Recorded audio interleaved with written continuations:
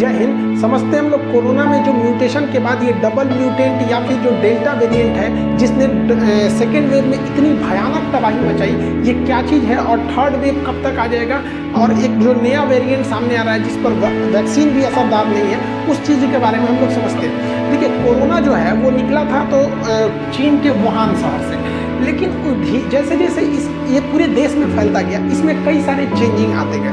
जैसे अगर आज से 200 साल पहले देखिएगा तो हम लोग के जो परदादा वगैरह थे उनका कई सारे ऐसे वंश बढ़ते गए, तो उसी में हम लोग के कई सारे पटीदार बन गए, जिसको हम लोग गोतिया बोलते हैं, लोग रिश्तेदार होते गए। तो सब एक दूसरे से हल्का हल्का मैच होते हैं, जैसे मतलब हल्का हल्का ही मैच करते हैं। उसी तरह वायरस में भी होता है, जितनी ज़्यादा इनकी संख्या करोड़ों में जाएगी, थोड़ा थोड़ा चेंजिंग आते रहेगा। तो हम लोग के पास अभी कई टाइप के कोरोना आ गए हैं, तो इन कोरोना के चेंजिंग को हम लोग कहते हैं म्यूटेशन या अलग अलग वेरिएंट कहते हैं। जब शुरुआत हुआ था तो उसे केवल सिंगल कोरोना कहा गया था, वुहान से जो आया था चाइना के, अभी तो पूरी दुनिया में पहुंच गया।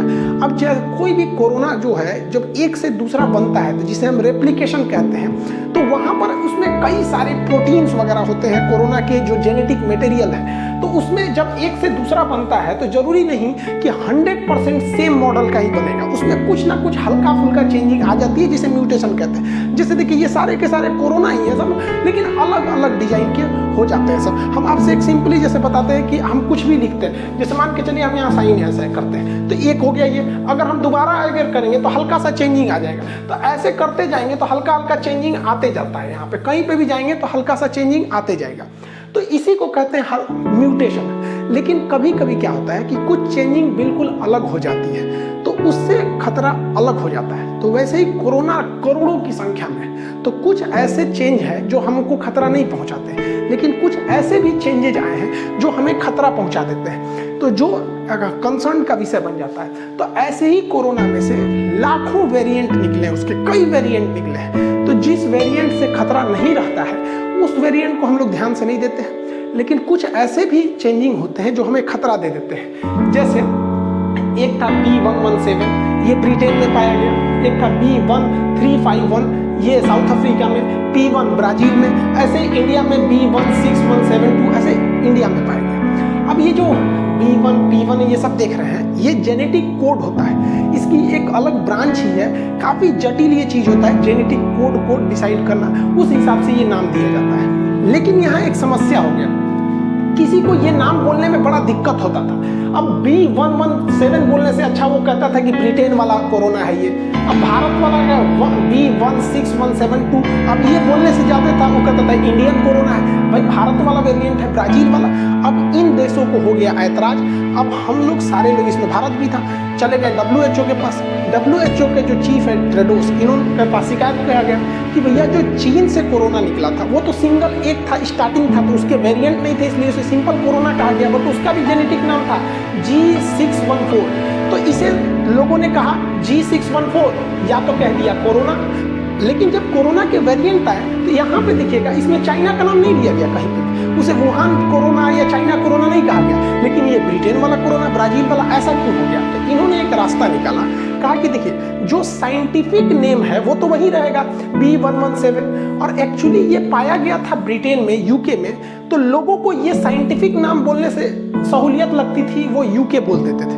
वैसे ही भारत में पाया गया जो B16172, अब इसको कोई इतना बोलेगा भारत वाला कोरोना, वो सीधा बोल देता था इंडियन वेरिएंट, इसलिए WHO ने इसके लिए ग्रीक वर्ड कहा कि जो वैज्ञानिक हैं वो आज भी इसी को बोलेंगे, लेकिन जो कॉमन आदमी है, जो नॉर्मल लोग हैं, वो इस देश को डिनोट ना करके ग्रीक नाम से, अब जो ब्रिटेन में पाया गया उसे अल्फा वेरिएंट कह दिया गया, जो साउथ अफ्रीका में पाया गया उसे बीटा वेरिएंट, जो ब्राजील में पाया गया उसे गामा वेरिएंट कर दिया गया।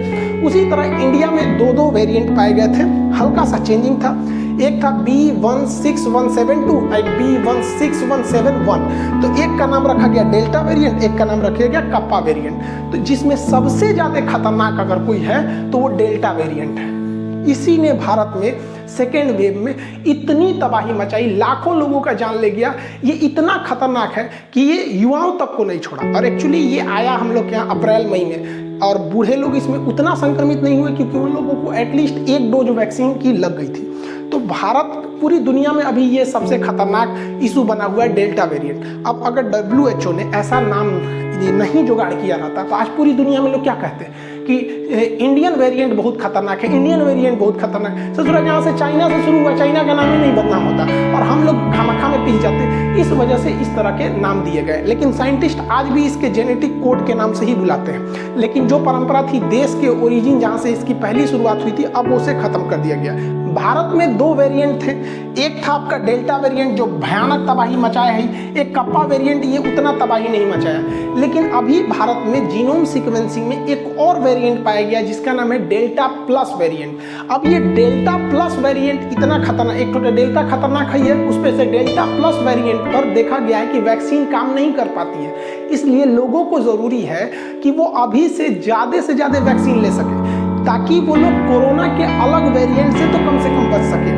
अगर वैक्सीन नहीं लेगा कोई, और सपोज कीजिए कि उसे कोई नॉर्मल सा ही कोरोना होगा जिसमें बीटा टाइप का ही हो गया, ये नॉर्मल ही, ऐसा नहीं है कि ये केवल और केवल अफ्रीका में ही पाया जाएगा, हर जगह पाया जाता है, लेकिन ओरिजिन हुआ इसलिए कहते हैं। तो मान के चलिए कोई बीटा से संक्रमित हो गया, अब वो थोड़ा सा सीरियस है, हॉस्पिटल जाएगा तो बच जाएगा। और अगर उसे हॉस्पिटल लेके गया और हॉस्पिटल में कोई डेल्टा प्लस वाला मिल गया, डेल्टा वाला नहीं मिला तो कोई दिक्कत नहीं है, डेल्टा प्लस वाला मिल गया तो सोच रहा उसको ईओ दे देगा।